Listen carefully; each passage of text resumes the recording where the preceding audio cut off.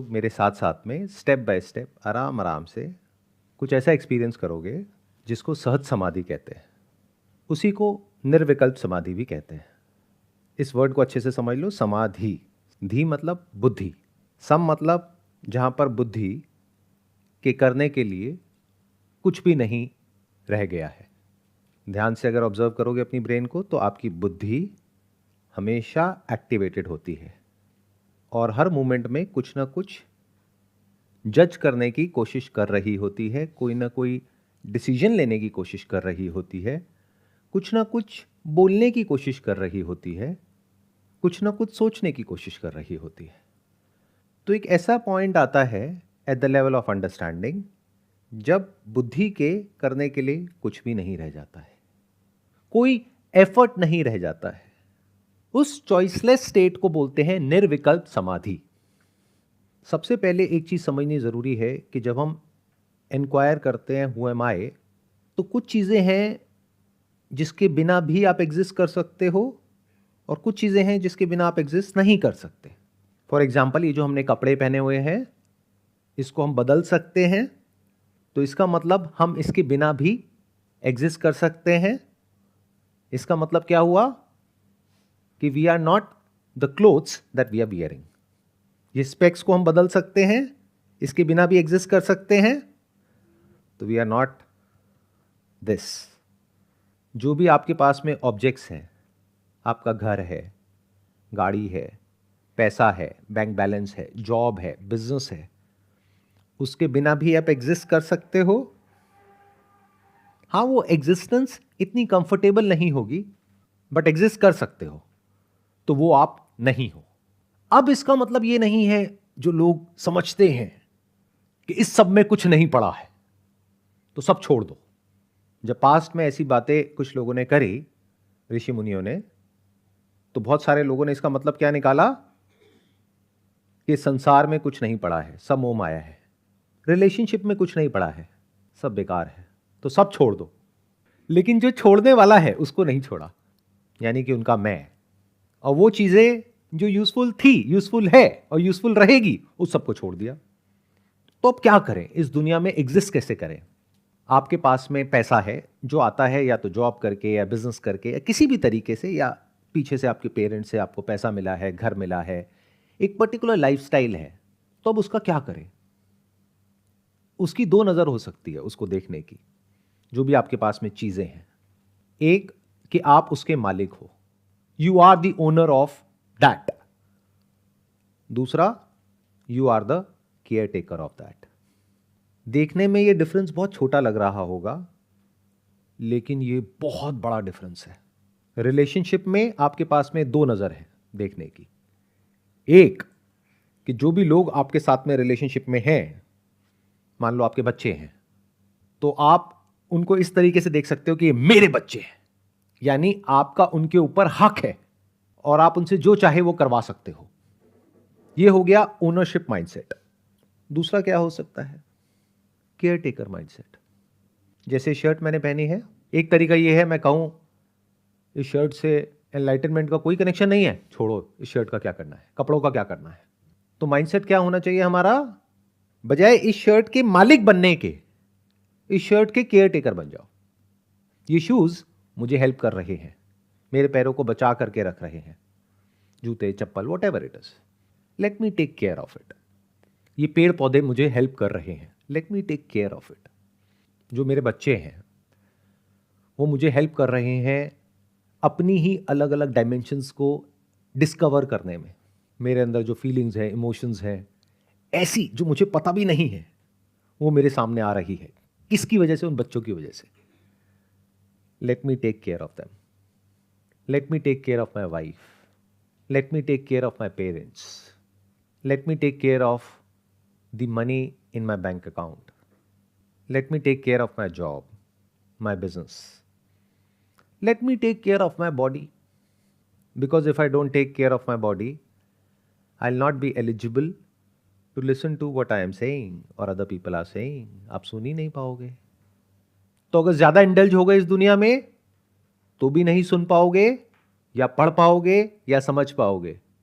और अगर आपने बिल्कुल ही नेगेट कर दिया इस दुनिया को, तब बाहर से तो आप नेगेट कर दोगे, लेकिन अंदर 24 घंटे उसकी क्रेविंग आपको तंग करेगी। तो सॉल्यूशन क्या है? मॉडरेशन। ना बहुत ज्यादा ना बहुत कम, सब कुछ नेचुरली जितना जरूरी है वहीं तक रखो। जबरदस्ती किसी भी चीज के ऊपर, किसी भी इंसान के ऊपर कब्जा मत करो। Take good care of it, but don't ever think that I am the owner of that. Take good care of your relationships, nurture them, nourish them, but don't ever think that I am that, then you are in a mess.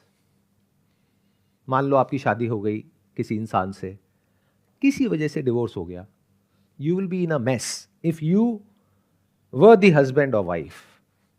लेकिन अगर इस सच को आप देख पा रहे हो, that was just a role that I was playing, तो आप बड़ी आसानी से वहां से निकल सकते हो, उस फेज में से निकल सकते हो। उससे निकल करके क्या होगा? आप इस इंक्वायरी को कर सकते हो, who am I? Because if all of this is not connected to the self inquiry, यानी कि पूरी दुनिया और इस दुनिया में जो भी लोग हैं वो अगर सेल्फ इंक्वायरी से कनेक्ट नहीं हो रहे हैं, तो आप अज्ञान की तरफ बढ़ रहे हो। अज्ञान मतलब दुख। अगर वेदों की और उपनिषद की नजर से देखा जाए तो कितनी भी नॉलेज आपको मिल जाए इस दुनिया में, वो सब अज्ञान है। अगर वेदों की नजर से देखा जाए तो अविद्या है, वो किसी काम की नहीं है as far as the internal world is concerned. Yes, knowledge is useful from the stand point of the external world. हमको स्पेस को एक्सप्लोर करना है, तो उसके लिए हमको ऐसे डिवाइसेस क्रिएट करने हैं, ऐसे रॉकेट्स क्रिएट करने हैं कि हम परफेक्टली अलग अलग जगहों पर, अलग अलग प्लैनेट्स पर जा सके, वहां पर जाकर के चीजें एक्सप्लोर कर सके। बहुत ही प्रिसीजन चाहिए वहां पर, बहुत परफेक्शन चाहिए। तो knowledge is useful as far as our survival is concerned and comfort is concerned, but don't ever think that is connected to happiness. तो अगर हम एक एक करके यहां तक समझ पा रहे हैं कि अब आपकी लाइफ में जो भी चल रहा है, चाहे आप मैरिड हो चाहे नहीं हो, चाहे आपके पास में बहुत पैसा है चाहे नहीं है, चाहे आप जॉब करते हो चाहे बिजनेस करते हो, आपके पास इतना होना चाहिए कि आपको अपने बेसिक सर्वाइवल की टेंशन नहीं है। आपकी लाइफ एक रीजनेबली कंफर्टेबल लेवल पर है। तो आप तैयार हो ये सुनने के लिए जो मैं अभी आप लोगों के साथ में शेयर करने वाला हूं। अगर आपके पास इतना भी नहीं है कि आपको अपने बेसिक सर्वाइवल की टेंशन है, तो मत सुनो। यहां से या तो चले जाओ, या अगर ये वीडियो देख रहे हो तो इस वीडियो को बंद कर दो। पहले एटलीस्ट इतना तो कर लो, इतनी समझ तो आपके अंदर होनी चाहिए कि आप अपना और अपने साथ में जो लोग आप पे डिपेंड करते हैं उनका पेट भर सको। अगर इतनी भी अंडरस्टैंडिंग आपके अंदर नहीं है और स्पिरिचुअल पाथ पे आ रहे हो, तो क्या करोगे? ये आपके साथ भी गलत होगा और उन लोगों के साथ भी गलत होगा जिनको आप सिखाओगे, क्योंकि उनको भी कुछ ऐसा ही सिखाओगे कि लाइफ में कुछ नहीं पड़ा है, सब छोड़ दो, आ जाओ तुम भी हमारे साथ में। कुछ नहीं छोड़ना है। वो सब एक बैटल ग्राउंड के जैसा है जो आपको तैयार कर रहा है लाइफ की सबसे बड़ी बैटल के लिए। अगर आप छोटी छोटी बैटल्स नहीं लड़ पा रहे तो बड़ी बैटल कैसे लड़ोगे? ये सब तो बहुत छोटी बैटल्स हैं, यानी पैसा कमाना, अपनी जो वाइफ है या हस्बैंड है उसको रिस्पेक्ट देना, उसकी केयर करना, उसको समझना। अगर आप इतना ही नहीं समझ पा रहे हो कि पैसा कैसे कमाना है, तो ये कैसे समझोगे हु आर यू? ये समझने के लिए तो you need to have such a mind जो सीधा देख सके, घुमा फिरा करके नहीं, जो जैसा है उसको वैसा देख सके, जिस माइंड में मैनिपुलेशन नाम की कोई चीज ना हो, जो कभी किसी को डिसीव ना करता हो, ना खुद को ना किसी और को। तो ये सच्चाई का पाथ है, सत्य का पाथ है। इस पे चलने के लिए you need to be absolutely straightforward. जो है जैसा है उसको वैसा ही देख लेना है, जो समझ आया है नहीं आया है उसको एज इट इज देख लेना है। तो as far as this world is concerned, तो आपकी बुद्धि को उस सब का जवाब मिल गया है अगर आपने ध्यान से सुना है तो। एक वर्ड में कहा जाए तो वो क्या है? मॉडरेशन। कुछ भी नहीं छोड़ना है, कुछ भी नहीं पकड़ना है। पकड़ना मतलब ओनरशिप, छोड़ना मतलब भागना। तो इन दोनों के बीच में, यानी ये ओनरशिप के और भागने के बीच में एक सिंपल सा रास्ता है जहां पर एफर्ट ना के बराबर है। वो क्या है कि जो आपका बेसिक नेचर है, मान लो आपका जो बेसिक नेचर है उसके हिसाब से जॉब आपके लिए सूटेबल है, बिजनेस नहीं है तो जॉब करो ना। किसने कहा है कि बिजनेस करना है? मतलब जो काम मिनिमम एफर्ट के साथ में हो सकता है उसमें अननेसेसरी एफर्ट क्यों पुट करना है? इतनी समझदारी आपके अंदर होनी चाहिए, बजाय औरों को देख करके अपने आसपास में उनके जैसा बनने के चक्कर में अगर आप फंसे हुए हो तो अभी आप एलिजिबल नहीं हो नेक्स्ट स्टेप पे जाने के लिए, यानी कि ये सुनने के लिए जो मैं बोल रहा हूं या जो भी स्क्रिप्चर्स में लिखा हुआ है। क्यों? क्योंकि अभी आपको ये गलतफहमी है कि मेरे पास में कम है, उसके पास में ज्यादा है, अगर मेरे पास में ज्यादा आ गया तो पता नहीं क्या हो जाएगा। तो आप इतना तक नहीं देख पा रहे कि उसकी लाइफ में ऐसा कुछ भी नहीं है जो आपकी लाइफ से अलग हो। Fundamentally superficially yes there is a difference. आपके पास में छोटी गाड़ी है, उसके पास में बड़ी गाड़ी है। आपके पास में छोटा घर है, उसके पास में बड़ा घर है। बट क्या माइंड के अंदर झांक करके देखोगे तो जो आपके थॉट्स हैं, फीलिंग्स है, इमोशंस है, उसमें और उसके जो थॉट्स हैं, फीलिंग्स है, इमोशंस है, उसमें कोई फर्क है? It is not similar, it is same. You need to have such an intelligence कि आप इस सच को देख सको। नहीं तो आपके अंदर एक गलत फहमी बनी रहेगी कि मेरे जो आइडल है वो कोई भी हो सकता है या कोई भी हो सकती है, कि उसके पास में कुछ ऐसा है जो मेरे पास में नहीं है। और आप हमेशा मरते दम तक इस रेस में भागते रहोगे। कोई इंसान है चीजों के पीछे भाग रहा है, कोई इंसान है लोगों के पीछे भाग रहा है, कोई इंसान है जो चीजों के पीछे भागा लेकिन उसको चीजें नहीं मिली, लोगों के पीछे भागा लेकिन लोग नहीं मिले, चाहे कमी उसमें थी या सामने वाले में थी। तो उसने क्या सोचा, यहां पे कुछ नहीं पड़ा है। अब वो कहां भाग रहा है? सो कॉल्ड स्पिरिचुअल वर्ल्ड में। इस दुनिया में मुझे रिस्पेक्ट नहीं मिली, शायद यहां मिल जाए। तो ये एक नई रेस शुरू हो जाती है। सुख चाहिए था, खुशियां चाहिए थी इस दुनिया में, नहीं मिली, अब कहां मिलेगी? स्पिरिचुअल वर्ल्ड में मिलेगी। कैसे मिलेगी? मेडिटेशन करके मिलेगी। कैसे मिलेगी? ये करके मिलेगी, ये बन के मिलेगी। कैसा बनना है? उनके जैसा। कौन? वो जो यहां पर बैठे हैं, उनमें कुछ खास है और मुझ में नहीं है। अगर कोई ऐसा कह रहा है तो वो आपको बेवकूफ बना रहा है। जो भी यहां पर बैठा है और जो वहां पर बैठे हैं उनमें कोई फर्क नहीं है, as far as body is concerned, as far as mind is concerned. Mind मतलब क्या? Feelings, emotions. बॉडी मतलब क्या? जो हमारे 5 सेंसेस हैं, जिस तरीके से वो ऑपरेट करते हैं, नो डिफरेंस। अपने हाथ पे कुछ गरम लगाओ, उनके हाथ पे लगाओ, सेम रिएक्शन आएगा। जिन चीज़ों को आपने पकड़ा हुआ है, जो आपके बिलीव्स हैं, उसको क्वेश्चन करो, या उनके बिलीव्स हैं उसको क्वेश्चन करो, दोनों तरफ एग्रेशन नजर आएगा। कभी करके देख लेना। तो क्या फर्क है? बॉडी के लेवल पे, माइंड के लेवल पे कोई फर्क नहीं है।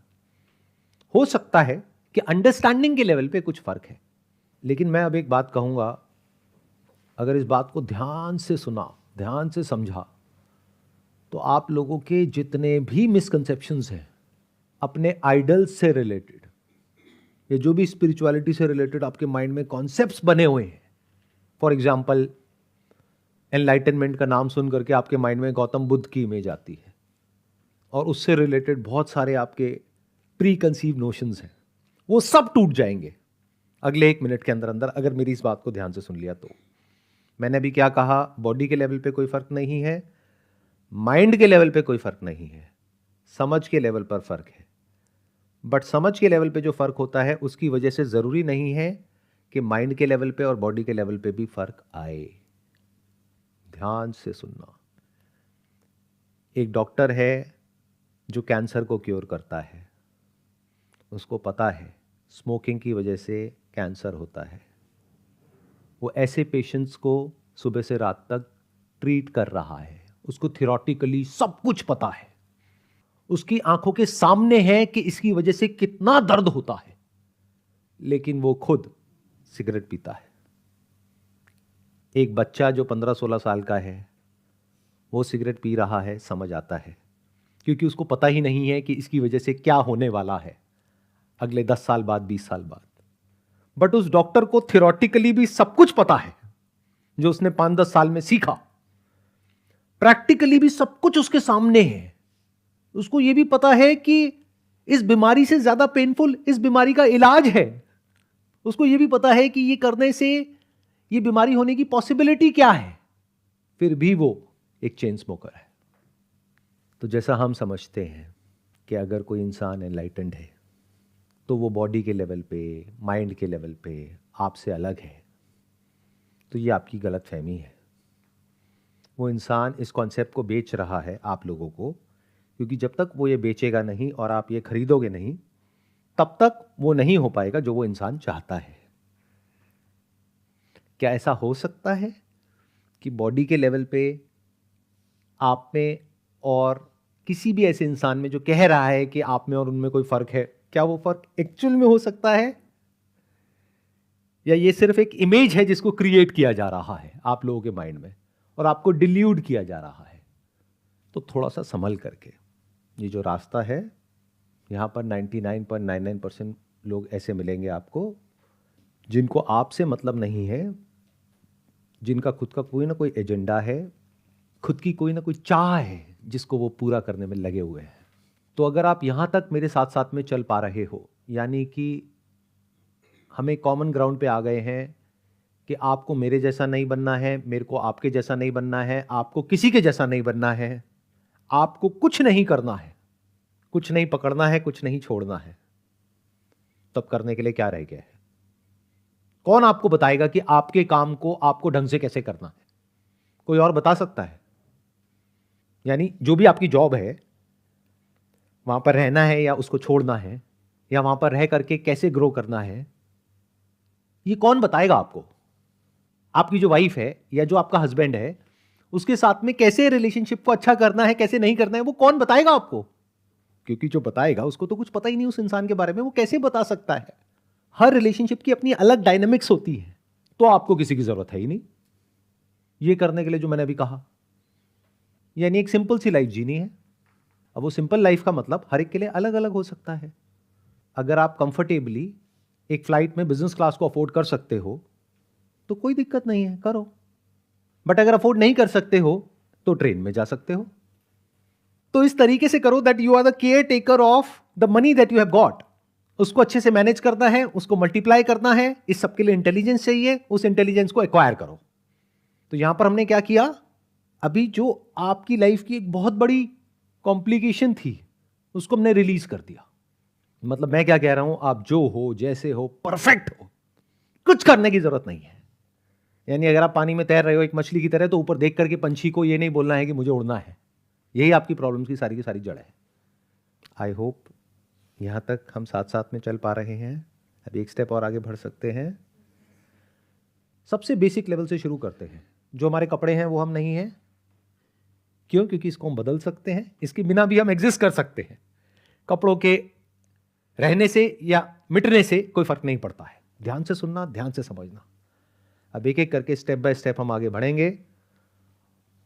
और अगर आप मेरे साथ में रहे तो अभी थोड़ी देर में you will be able to understand and experience the highest state possible for a human, जिसको बोलते हैं सहज समाधि या निर्विकल्प समाधि, जिसके लिए कुछ करना नहीं पड़ता है, कोई एफर्ट नहीं है, कोई चॉइस नहीं है।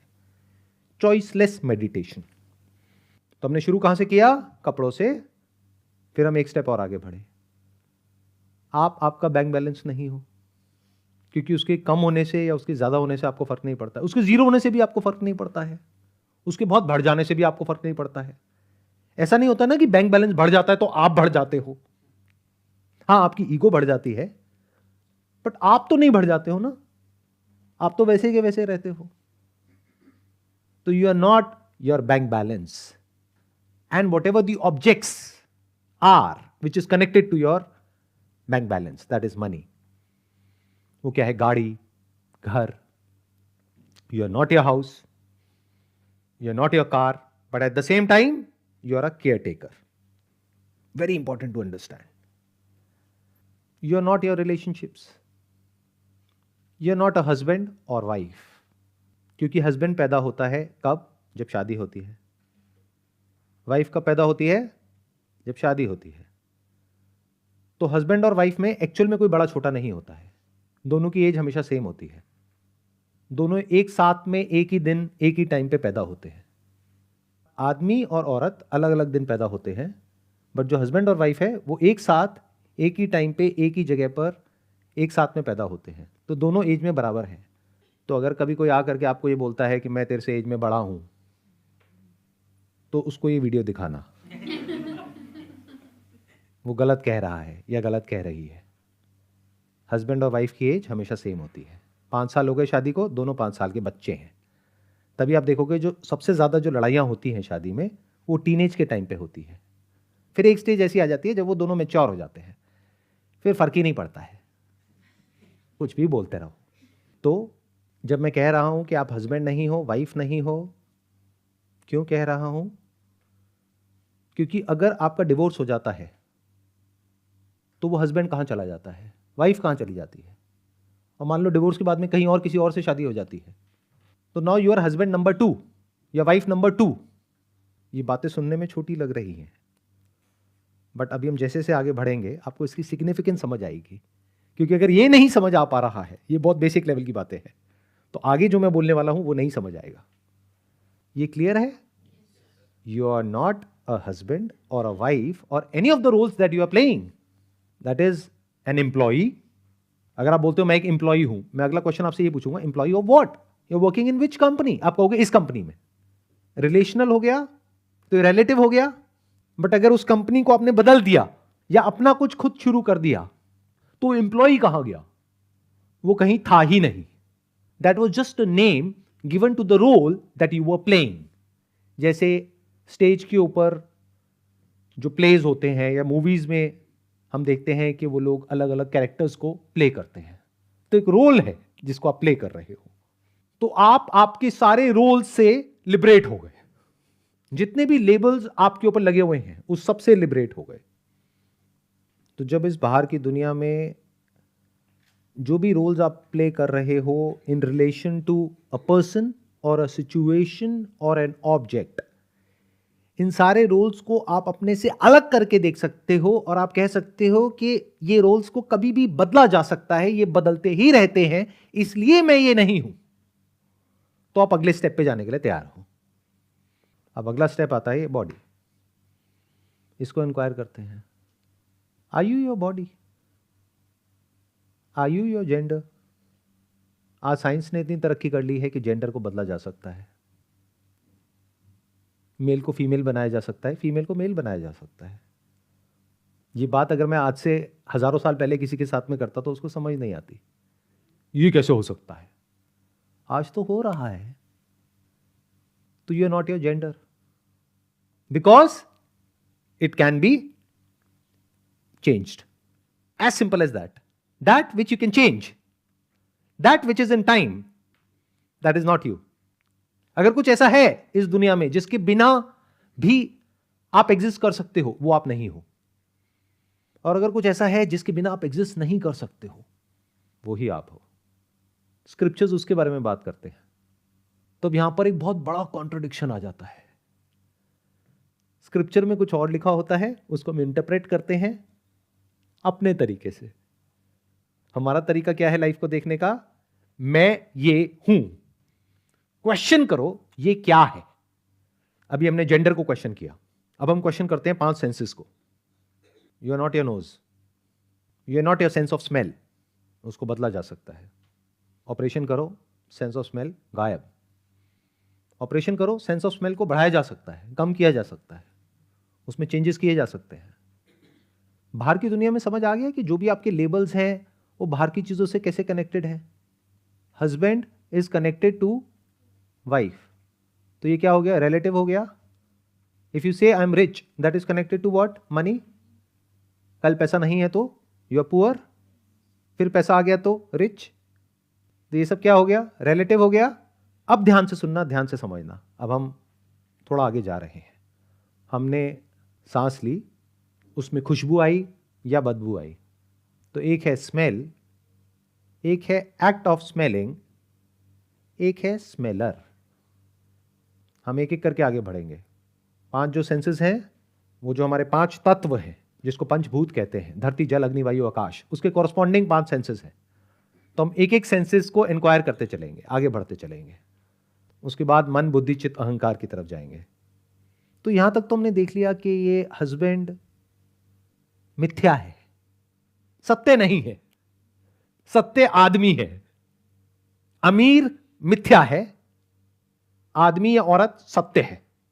फिर हम एक स्टेप और आगे गए, हमने देखा आदमी और औरत भी सत्य नहीं है, शरीर सत्य है, आदमी और औरत मिथ्या है। मिथ्या मतलब क्या है? जिसको बदला जा सके, जिसको चेंज किया जा सके, और फिर भी आप एग्जिस्ट करते हो, वो मिथ्या हो गया। जैसे कपड़े, तो हमने यहां पर आदमी औरत को भी नेगेट किया, एक स्टेप और आगे बढ़े। जो आदमी औरत दोनों में कॉमन है वो क्या है?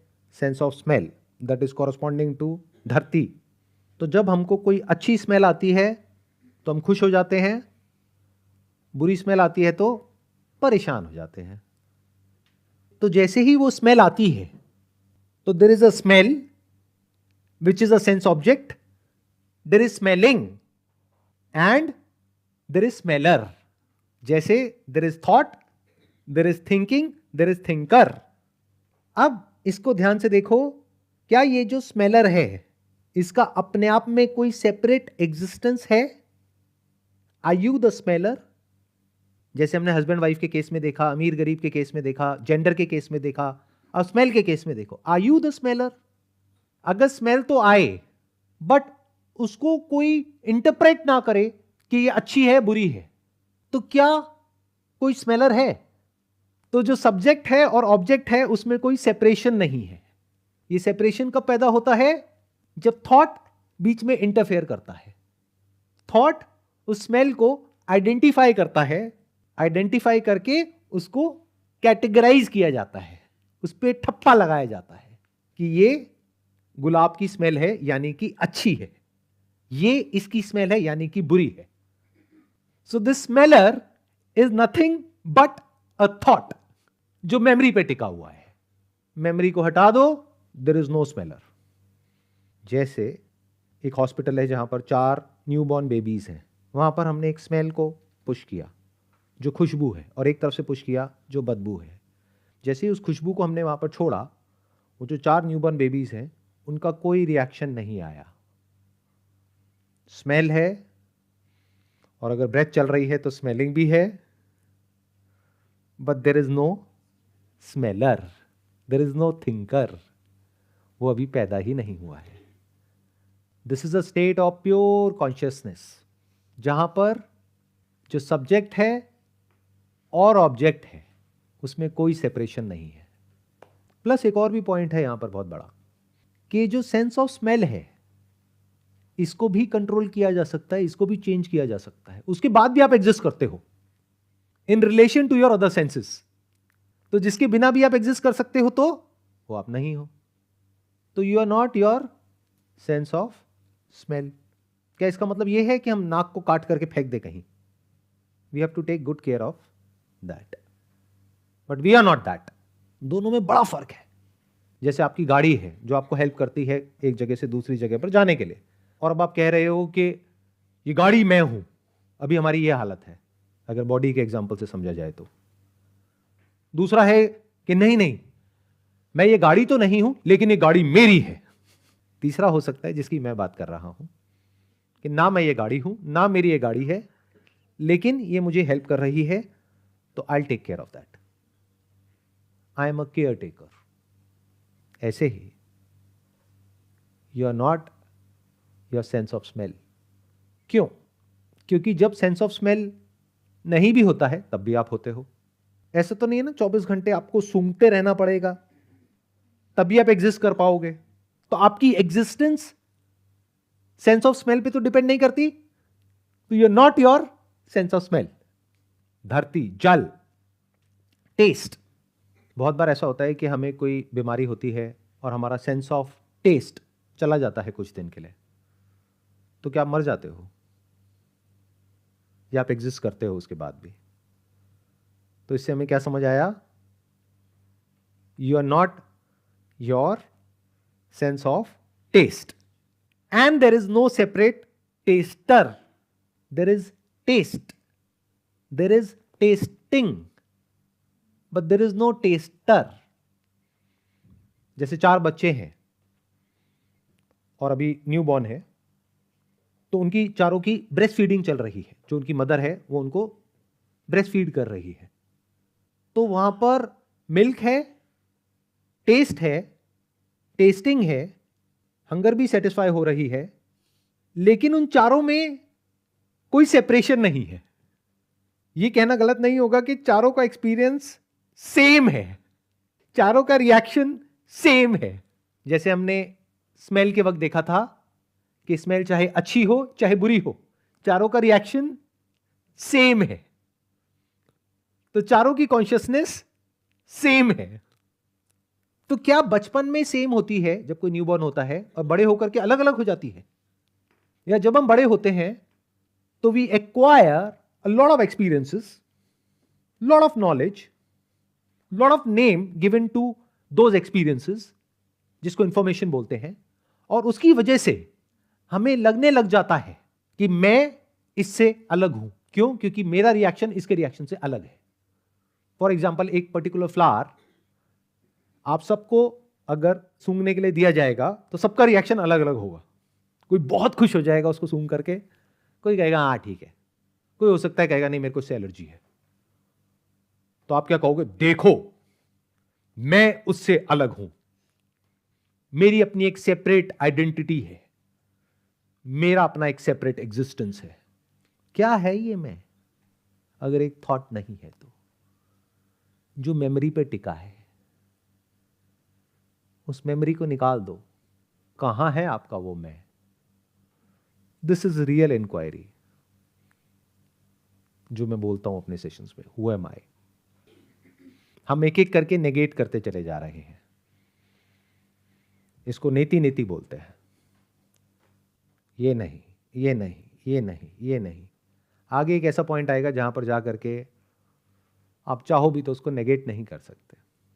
धरती, जल, अग्नि, यानी कि sense of sight. There is seen, there is seeing and seer. आंखों से जो भी कुछ दिखता है, अच्छा या बुरा, क्या उससे आंखों को कोई फर्क पड़ता है? ध्यान से सुनना, ध्यान से समझना। अगर आंखों से आपने कुछ बहुत अच्छा देख लिया, कोई बहुत ही अच्छा नजारा है, तो क्या उससे आपकी आंखें अच्छी हो जाती हैं? कुछ बहुत बुरा देख लिया तो क्या आंखें खराब हो जाती हैं? तो eyes are just like mirror, जिसको कोई फर्क नहीं पड़ता कि उसके ऊपर किसकी रिफ्लेक्शन है। तो सीन क्या है? ऑब्जेक्ट जो इल्यूमिन किससे हो रहा है? लाइट से। लाइट ना हो तो चाहे आंख खुली रखो चाहे बंद रखो, कुछ नहीं दिखता है। बट आप कह सकते हो कुछ नहीं दिखता है इन रिलेशन टू जो आपने पास्ट में देखा। जब आप कहते हो आंख खोल करके या आंख बंद करके कि मुझे कुछ नहीं दिख रहा है, ये वही इंसान बोल सकता है जिसने पास्ट में कभी कुछ देखा हो। उसको याद करके आप बोल रहे हो कि मुझे अभी कुछ नहीं दिख रहा है, अभी यहां पर लाइट नहीं है। You're talking about the absence of an object which is illumined by light, or the absence of light in relation to the prior experience of the presence of light or objects illumined by light. Without that experience, without that memory, you cannot talk about the absence. जब आप silence के बारे में बात करते हो तो what you're doing is कि आपने साउंड की मेमोरी को याद किया कि अच्छा साउंड मतलब ऐसा, तो ऐसा कुछ नहीं है तो अभी साइलेंस है। तो सीन क्या है? यानी कि ये जो हमें दिखता है वो क्यों दिखता है? कोई भी ऑब्जेक्ट दिखता है, कोई भी फॉर्म दिखती है, वो क्यों दिखती है? आंखों की वजह से। क्या सिर्फ आंखों का होना काफी है? लाइट भी होनी चाहिए। क्या सिर्फ लाइट का होना काफी है? कोई ऑब्जेक्ट भी होना चाहिए। ये ट्रिनिटी है, ये तीन है। यहां पर ध्यान से देखो, ट्रायंगल बन रहा है। लाइट तो हो, आंखें तो हो, बट कोई फॉर्म ना हो जहां से कि लाइट रिफ्लेक्ट कर सके या रिफ्रैक्ट कर सके, तो लाइट नहीं दिखती है। लाइट होती है लेकिन लाइट दिखती नहीं है। आंखें खुली होती हैं लेकिन कुछ दिखता नहीं है। तो कुछ भी दिखने के लिए एक फॉर्म होनी चाहिए, जिस फॉर्म के थ्रू या तो लाइट पास हो या जिस पर टकरा करके वो लाइट हम तक आए, तब कुछ दिखता है। यानी कि हम सीन को क्वेश्चन नहीं कर सकते, बट ये हमें समझ आ रहा है कि seen is relative. We can only talk about the scene in relation to light as well as eyes. आंखें जो कि एक ऐसे इंस्ट्रूमेंट है जो एक पर्टिकुलर वेवलेंथ को देख सकती है, उस वेवलेंथ के बाहर नहीं देख सकती, यानी अल्ट्रावायलेट को और इंफ्रारेड को नहीं देख सकती आंखें। तो ये क्या हो गया? रिलेटिव हो गया। But you are not your eyes if I am saying that. उसका प्रूफ क्या है? कि आप वो जो आंखें नहीं देख सकती, यानी इंफ्रारेड और अल्ट्रावायलेट, उसको भी आज की डेट में आप साइंटिफिकली देख सकते हो। तो आंखों की जो लिमिटेशन है उसके बियॉन्ड आप चले गए, उसको आप ट्रांसेंड कर गए थ्रू एन इंस्ट्रूमेंट। उसको भी आपने कैप्चर कर लिया, उसको भी अपने एक्सपीरियंस में ले आए। That means you are not just your eyes. You should take care of your eyes, but you are not your eyes. Eyes की पावर को बढ़ाया भी जा सकता है और कम भी किया जा सकता है। ये चश्मा यही तो कर रहा है। आगे माइक्रोस्कोप लगा दो, टेलीस्कोप लगा दो, या और तरह के इंस्ट्रूमेंट्स लगा दो। तो जो लिमिटेशन है वो आंखों की है, आपकी नहीं है। You superimpose the limitation of the sense object or the object on yourself, which is an error. यानी ये जो आपकी बॉडी है इसकी अपनी कुछ लिमिटेशंस हैं। तो अगर आप ये कहते हो कि ये बॉडी की लिमिटेशंस है, वहां तक तो ठीक है। बॉडी खूबसूरत है, बॉडी बदसूरत है, वहां तक तो ठीक है। मैं खूबसूरत हूं, मैं बदसूरत हूं, गड़बड़ हो गई। अब आपका सुख और आपका दुख किससे कनेक्ट हो गया? बॉडी से, जिसको बड़े आसानी से बदला जा सकता है अगर बदलना जरूरी लग रहा है तो। इसलिए नहीं कि सोसाइटी ने एक पर्टिकुलर तरह की कंडीशनिंग हम सबकी कर दी है कि अच्छी बॉडी का मतलब ये। जानवरों में तो ऐसा नहीं होता है। जानवरों में तो फिटनेस की डेफिनेशन बहुत अलग है। मैंने ऐसे कोई जानवर नहीं देखे जिनके एब्स बने हुए हों, 8 pack 6 pack. I have never seen such an animal. और वो फिट होते हैं, कोई बीमारी नहीं है, कोई डॉक्टर तक नहीं है उनके पास में। तो ये जो आंखों की लिमिटेशन है उसको हम अपनी लिमिटेशन समझ बैठते हैं। तो आंखों के होने या ना होने से लाइफ की जो यूजफुलनेस है उसमें तो फर्क पड़ेगा, आपके वे ऑफ लिविंग में फर्क पड़ेगा, लेकिन आपके ऊपर फर्क नहीं पड़ेगा। यानी कि जो आप एक्चुअल में हो उसके ऊपर कोई फर्क नहीं पड़ेगा। इन अदर वर्ड्स, आंखों के मर जाने से आप नहीं मरोगे। ये हम अपने आसपास में देख सकते हैं। और अगर आंखें खराब हैं, वापस से आंखें आ गई, तो ऐसा नहीं है कि आप पैदा हो गए। हाँ, ये कह सकते हैं कि आई साइट आ गई। साइट नहीं आई है, साइट तो पहले भी थी। वो साइट जिसको कॉन्शियसनेस बोलते हैं, जो कानों के थ्रू साउंड को परसीव कर रही थी। आंखों में प्रॉब्लम थी, आप में प्रॉब्लम नहीं थी। अब एक स्टेप और आगे बढ़ते हैं। वायु, यानी कि जो सेंसेशंस होती हैं, कुछ टच होता है तो हमको पता लगता है, कुछ गर्म टच होता है तो पता लगता है, कुछ ठंडा टच होता है तो पता लगता है। ये ब्रेथ है, ये हमें फील होती है। और बॉडी में कई तरह की सेंसेशंस होती हैं जिसके बारे में हमको पता लगता है। कई तरह की मेडिटेशन प्रैक्टिसेस हैं जो ब्रेथ से लिंक्ड हैं। उसके पीछे एक रीज़न है, क्योंकि ब्रेथ की कोई फॉर्म नहीं है। इसलिए जब आपका ध्यान ब्रेथ पर जाता है तो there is a strong possibility कि अगर आप सिंसियरली अपना ध्यान ब्रेथ पर लगाते हैं तो आपके माइंड में कुछ बोलने के लिए नहीं होगा, यानी कि थॉट नहीं होगा। लेकिन कब तक के लिए? जब तक के लिए आपकी ब्रेथ में या आपकी बॉडी के लेवल पे जो भी सेंसेशंस हो रही हैं उसमें कुछ भी ऐसा नहीं होता है जो या तो आपको अच्छा लगता है या बुरा लगता है। अगर आप में से किसी ने भी कभी भी मेडिटेशन करी है कहीं पर या घर पर भी, तो आप समझ जाएंगे मैं क्या कह रहा हूं। यानी आप सेंसेशंस को देखना शुरू करते हो बॉडी में, या ब्रेथ को देखना शुरू करते हो, जब तक मॉडरेशन में कुछ हो रहा है तब तक आप बिना बोले देख सकते हो। ब्रेथ आई गई, लेकिन जब उसको आप देखते हो तो ब्रेथ में चेंजेस होते हैं। कई बार ऐसी भी स्टेट आती है जब ब्रेथ छूटने लग जाती है, ब्रेथ लंबी हो जाती है, ब्रेथ इतनी डीप हो जाती है कि ऐसा लगता है कि ब्रेथ चल ही नहीं रही है। फिर डर लगता है कि कहीं ब्रेथ बंद ना हो जाए। फिर आप वापस से ब्रीथ करने लग जाते हो। तो थॉट का इंटरफेरेंस हो जाता है। थॉट कभी भी पूरी तरीके से सबड्यूड नहीं होता है, वो बैकग्राउंड में रहता है और कभी फोरग्राउंड में आता है, फिर बैकग्राउंड में चला जाता है, फिर फोरग्राउंड में आता है, फिर बैकग्राउंड में चला जाता है। प्लस आपको अपना ध्यान लगाना पड़ रहा है वहां पर।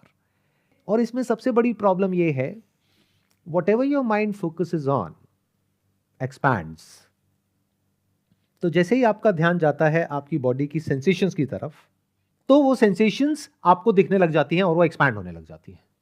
आपको बाहर दुनिया के जो एक्सपीरियंसेस हैं उनकी तरफ से ध्यान हट जाता है और जो अंदर बॉडी में एक्सपीरियंसेस होते रहते हैं उसकी तरफ ध्यान चला जाता है। कुछ सेंसेशंस अच्छी होती हैं, प्लेजरेबल होती हैं, जैसे मेडिटेशन में कुछ लोगों को बहुत अच्छे एक्सपीरियंसेस होते हैं, कुछ को बुरे एक्सपीरियंसेस होते हैं। कभी कभी पेन होता है, तो जब पेन होता है तो गुस्सा आता है।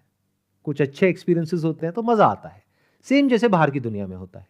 तो आप मेडिटेशन तो कर रहे हो, बट अभी आप मेडिटेशन से कोसों मील दूर हो, क्योंकि आप वही कर रहे हो जो बाहर की दुनिया में करते हो।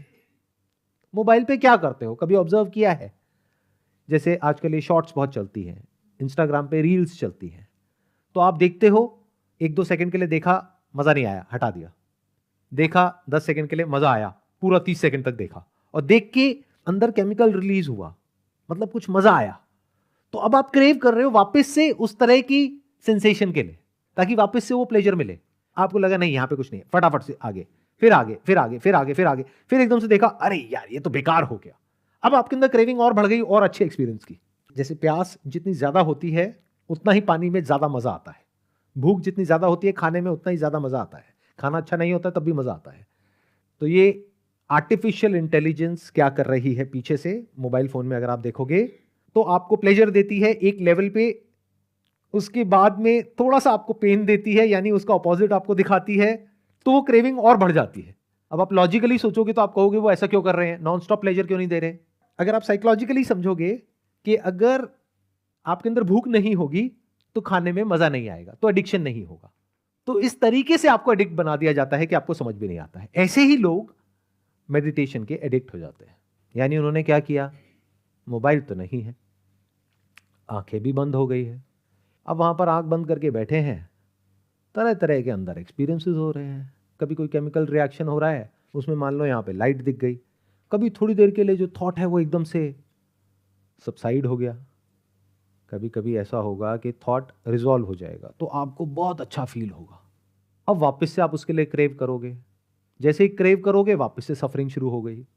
फिर 1-2 घंटे बाद फिर कोई एक्सपीरियंस हो गया, फिर कुछ और हो गया, फिर कुछ और हो गया, और आप यही कर रहे हो 10-20 साल से, 30 साल से, और लोगों को लग रहा है कि पता नहीं कितने बड़े मेडिटेटर हो आप। एक्चुअल में क्या किया आपने, कुछ एक्सपीरियंसेस इकट्ठे कर लिए जिससे आपकी ईगो और बढ़ गई, अहंकार और बढ़ गया। मतलब जो आपका अपना एक थॉट है कि मैं ये हूं, उसके साथ में कुछ जुड़ा हुआ है। क्या जुड़ा हुआ है, नॉलेज जुड़ी हुई है और एक्सपीरियंसेस जुड़े हुए हैं, concept of right and wrong जुड़ा हुआ है, प्लेजर और पेन जुड़ा हुआ है। तो वो जो आपका बैगेज था जिसको खत्म करने के लिए आपने मेडिटेशन शुरू करी, वो बैगेज और बढ़ गया, ईगो और बढ़ गई। क्यों? क्योंकि अब आपने एक डिवीजन क्रिएट किया अपने माइंड में कि मैं स्पिरिचुअल पाथ पे हूं, मैं मेडिटेशन कर रहा हूं और मेरे को इतने तरह के एक्सपीरियंसेस हो रहे हैं, इनको तो कुछ पता ही नहीं है, तो मैं ज्ञानी हूं, ये अज्ञानी है। तो गए थे अपना अहंकार खत्म करने और अहंकार बढ़ा करके आ गए। तो अब हम अपनी इंक्वायरी पे वापस से आते हैं और डीपली देखते हैं, because this is the subtlest of all experiences. तो इसको देखने के लिए आपकी एक ऐसी नजर होनी चाहिए विच इज एक्सट्रीमली सटल, तब आप देख पाओगे जो मैं अब बोलने वाला हूं उसको। जब आप अपनी किसी सेंसेशन को देखते हो, चाहे वो ब्रेथ हो, चाहे बॉडी में कोई सेंसेशन हो, कुछ भी हो, तो वहां पर 3 चीजें होती हैं।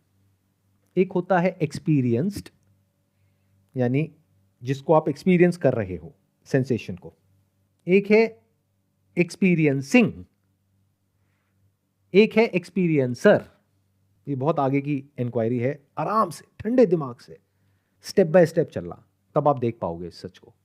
इसको 3 कैटेगरीज में डिवाइड कर सकते हैं। आपको एक एक्सपीरियंस हुआ, लेकिन उस एक्सपीरियंस की वजह से बायोलॉजिकली या साइकोलॉजिकली कोई रिएक्शन नहीं आया, तो क्या हुआ? यहां पर अभी हजारों तरह की साउंड्स हैं, उन सब में से आप मेरी साउंड सुन रहे हो, बाकी साउंड्स का क्या हुआ? अगर उन साउंड्स को आपने सुना ही नहीं तो लिसनर कहां है?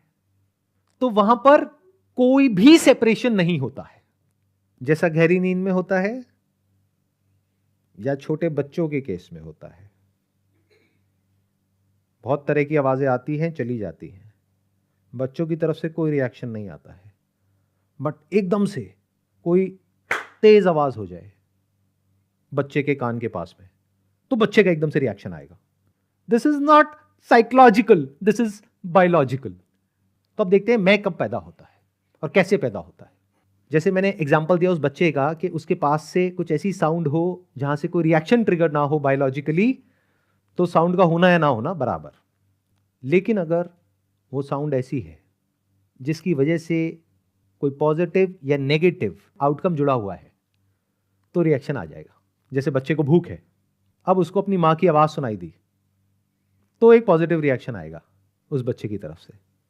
वो बच्चा रो रहा है, लेकिन आपको लग रहा है वो परेशान है, जबकि वो खुश है, क्योंकि उसको पता है रोने से वो हो जाएगा जो वो चाहता है। तो that is a positive reaction. But दूसरी तरफ से कोई आवाज है जो उसको डिस्टर्ब करती है, जिसके साथ में कोई आउटकम रिलेटेड नहीं है, लेकिन बायोलॉजिकली एक रिस्पॉन्स आ रहा है कि एकदम से तेज एक आवाज हुई, उस आवाज की वजह से पूरी की पूरी जो हमारी बॉडी है वो डिस्टर्ब हुई, उसको एक डेंजर फील हुआ। जैसे आप अपनी छत पे ले जा करके एक छोटा सा कोई बम फोड़ दो, तो आसपास में जो कबूतर होंगे वो सब उड़ जाएंगे। तो ये क्या है? Biological response. वो सोच करके नहीं कर रहे हैं, इमीडिएट हो रहा है, इंस्टेंटली हो रहा है। तो यहां पर भी ध्यान से सुनना, एक्सपीरियंसर, एक्सपीरियंसिंग और एक्सपीरियंस्ड में कोई गैप नहीं है। In fact there is no experiencer. एक सेंसेशन हुई, एक सेंस ऑब्जेक्ट का परसेप्शन हुआ, इमीडिएट रिएक्शन आया, वो रिएक्शन जो आना चाहिए बायोलॉजिकल। तो जो लोग इसको कंट्रोल करने में लगे हैं उन्हें क्या कहोगे? वो अपना टाइम खराब कर रहे हैं। बहुत सारे लोग यहीं फंसे हैं। यानी जो बायोलॉजिकली आपकी बॉडी के लेवल पे होता है, उससे रिलेटेड कुछ कॉन्सेप्ट्स मैं आप लोगों के माइंड में प्लांट कर दूं कि ये जो हो रहा है ये नहीं होना चाहिए, जो सबकी बॉडी में हो रहा है, इंसानों में भी हो रहा है, जानवरों में भी हो रहा है। और मैं कहूं जब ये आप कंट्रोल कर लोगे तो फिर आत्मज्ञान की बातें होंगी, तब एनलाइटनमेंट की बातें होंगी। तो क्या ये कभी कंट्रोल हो पाएगा? कभी भी नहीं। तो क्या कभी कोई एनलाइटनमेंट या कुछ आगे की चीज या कभी कोई ऊंची बात कभी हो पाएगी? कभी भी नहीं। यानी कुछ भी ऐसा जो आपके बेसिक नेचर से अलग है, ऐसा कोई कॉन्सेप्ट आप लोगों के माइंड में प्लांट कर दिया और आपको बोल दिया कि इसमें कोई कमी है, अब आप वहीं उलझे हुए हो और आपके अंदर इतना इंफीरियरिटी कॉम्प्लेक्स है कि आप आगे बढ़ ही नहीं पा रहे हो। फॉर एग्जाम्पल, आप नॉनवेज खाते हो, तो मैंने आप लोगों के माइंड में आकर के पहले एक कॉन्सेप्ट प्लांट कर दिया कि पहले नॉनवेज को छोड़ो, वेज खाओ, फिर बात करेंगे। अब ये नॉनवेज खाने का जो पूरा आपका जो स्ट्रक्चर है वो कितने सालों में बना है? 20-30 साल में, 40 साल में। 2 दिन में छोड़ दोगे? अब मैं ये नहीं कह रहा नॉनवेज खाना ठीक है या सही है, इस एग्जाम्पल को एक स्टेप और भी आगे बढ़ा सकते हैं। सिगरेट पीना गलत है, ठीक है, अब मैं आपको बोल दूं सिगरेट पीना गलत होता है, आप पी रहे हो 20 साल से, पहले उसको छोड़ो फिर आगे बात करेंगे। कब तक के लिए अटक गए? हमेशा के लिए। तो ये जो बायोलॉजी है इसको अच्छे से समझ लो। अगर नहीं समझोगे तो स्पिरिचुअल पाथ पे कभी आगे नहीं बढ़ पाओगे। This biological response is not a problem. अगर ये समझ गए हो तो हम अगले स्टेप पे जा सकते हैं, क्योंकि वहां पर कोई एक्सपीरियंसर होता ही नहीं है। इमीडिएट एक्सपीरियंस होता है, इमीडिएट रिएक्शन आता है। जैसे if there is a danger in your life, real danger, not perceive danger. जैसे अगर आप कहीं जंगल में जा रहे हो और एकदम से सामने से शेर आया, तो वहां पर इमीडिएट रिएक्शन होगा। वहां पर कोई टाइम इंटरवल नहीं होगा, कोई चॉइस नहीं होगी क्या बैठ करके सोचो कि मैं क्या करूं और क्या नहीं। जो होना होगा इमीडिएट होगा, बेस्ड अपॉन योर कंडीशनिंग। या तो आप भागोगे या लड़ोगे। फाइट और फ्लाइट, इमीडिएट। तो ये प्रॉब्लम है ही नहीं, तो इसको सोल्यूशन क्यों निकालने में लगे हुए हो? और एक स्टेप आगे बढ़ो ना। कोई सेंस ऑब्जेक्ट से आपका कांटेक्ट हुआ, आपका मतलब किसका? आपकी ब्रेन का, उसके बारे में आपको पता लगा, लेकिन कोई बायोलॉजिकल रिस्पॉन्स नहीं आया है वहां पर एक साइकोलॉजिकल रिस्पॉन्स आया है। तो यहां पर एक एक्सपीरियंसर पैदा हो गया है, जो या तो उस एक्सपीरियंस को कंटिन्यू रखना चाहता है क्योंकि उसमें प्लेजर है, या उससे पीछा छुड़ाना चाहता है क्योंकि उसमें पेन है। अब जब मैं यहां पर प्लेजर और पेन की बात कर रहा हूं, तो दो तरह का प्लेजर है और पेन है। एक है बायोलॉजिकल, एक है साइकोलॉजिकल। जैसे भूख लगती है, हम कुछ खाते हैं तो प्लेजर होता है, कुछ गर्म लगता है तो पेन होता है। इन अदर वर्ड्स, यहां पर एक टच हुआ और आपको उस टच के बारे में पता लगा, जिसके बेस पर अंदर आपने कुछ बोला, यहां तक कोई दिक्कत नहीं है, because it is just for name सेक। आप उसको आइडेंटिफाई कर रहे हो। बट ये होने के बाद में, आइडेंटिफाई होने के बाद में क्या होता है? मुझे ये टच फील हुआ, मैंने ये देखा, मैंने ये सुना। अब ये जो मैंने सुना, उसके अकॉर्डिंग मुझे ये करना है। ये जो मैं है, अगर इसको आप ध्यान से देखते हो, तो दिस पर्टिकुलर थिंकर और दिस कंट्रोलर जो सिचुएशन को कंट्रोल करना चाह रहा है, it is not different from the controlled. The moment you see this as a fact, तो ये सेपरेशन मिट जाता है, क्योंकि अब करने के लिए कुछ भी नहीं है। ध्यान से सुनना, ध्यान से समझना। अगर बायोलॉजिकली कोई प्रॉब्लम है आपके लिए, तो वहां पर इस कंट्रोलर की जरूरत है। अगर एक्चुअल में कोई प्रॉब्लम है तो कंट्रोलर की जरूरत है। यानी मान लो फाइनेंशियल प्रॉब्लम है तो उसका सोल्यूशन निकालना है, तो you need a controller. But जो काम करने लायक थे पूरे दिन में, 8-9 घंटे में, वो आपने कर दिए। आपने हर एक चीज की प्रॉपर्ली केयर करी, अपने सारे काम खत्म कर दिए, अब सोने के लिए जा रहे हो।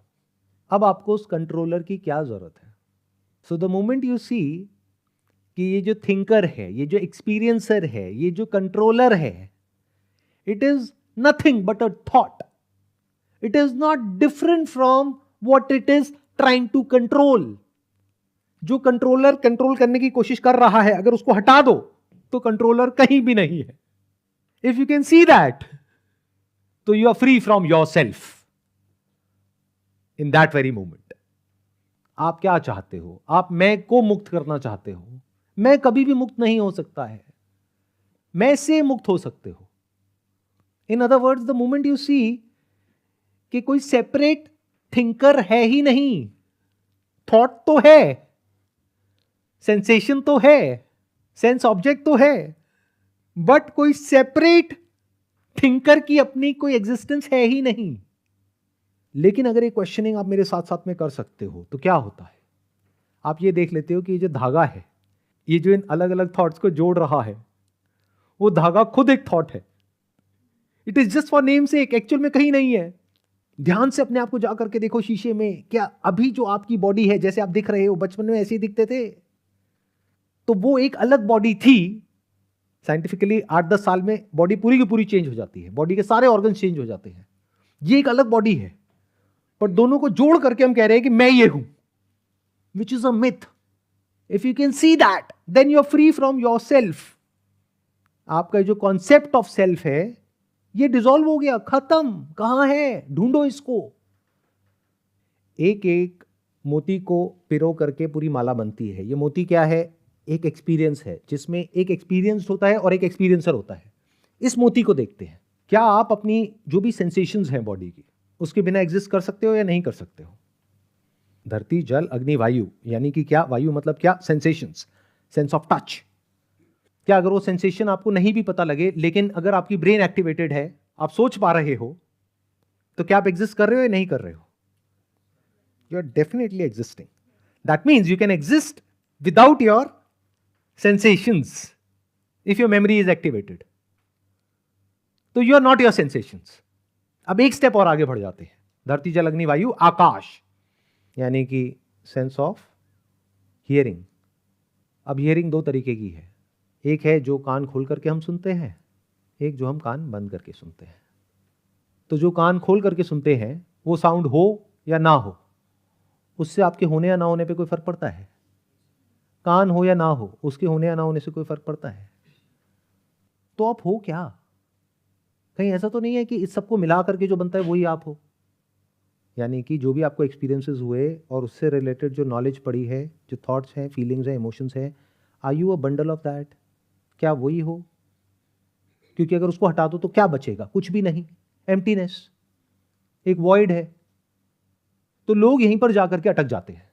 बहुत सारे लोग पास में जिन्होंने इंक्वायरी करी वो बस यहां पर जाकर के अटक गए और उन्होंने इसको कोई नाम दे दिया कि मैं ये भी नहीं हूं, मैं ये भी नहीं हूं, मैं ये भी नहीं हूं, मैं ये भी नहीं हूं। उनसे पूछो अच्छा फिर तुम क्या हो? वहां पर जाकर के चुप हो गए। अब जो चुप हुए उसमें से कुछ लोग ऐसे थे जिन्होंने कुछ ऐसा देख लिया जिसके बारे में कुछ कहा नहीं जा सकता, इसलिए चुप हो गए। बहुत सारे इसलिए चुप हो गए क्योंकि उनको कुछ दिखा ही नहीं, वो अपने थॉट्स में उलझे रह गए। पांचों सेंसेस को हमने देख लिया, दुनिया को देख लिया, सब कुछ देख लिया, एंड में क्या बचा रह जाता है जिसके बेस पर आप कह सकते हो कि मैं हूं? सीधा उसको क्वेश्चन करते हैं और सिर्फ क्वेश्चन नहीं करेंगे, एक्सपीरियंशियली अभी देखेंगे। अगर आप कानों को भी हटा दो, आंखों को भी हटा दो मतलब कि आप ध्यान हटा लो, सेंसेशंस पे से ध्यान हटा लो, स्मेल पे से ध्यान हटा लो, टेस्ट पे से ध्यान हटा लो, आंखों पे से ध्यान हटा लो, आंखों के थ्रू जो दिखता है वहां से ध्यान हटा लो, यानी आंखें बंद कर लो।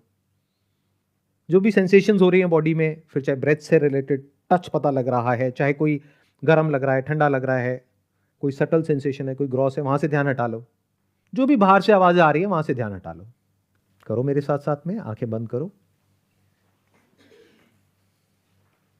अब अगर आपने सब जगह से ध्यान हटा लिया तब भी आप तो हो ना। आपके होने के लिए इस सब के होने या ना होने से कोई फर्क नहीं पड़ता है। हाँ, इस सब चीजों की अपनी अपनी यूटिलिटी है, यूजफुलनेस है, बट आपके एग्जिस्टेंस पर उसका कोई फर्क नहीं पड़ता है। अब इस मोमेंट में जब आपने अपना ध्यान सब जगह से हटा लिया तो अब आप देखो आप अपने अंदर ही अंदर अपने आप को क्या बोल रहे हो।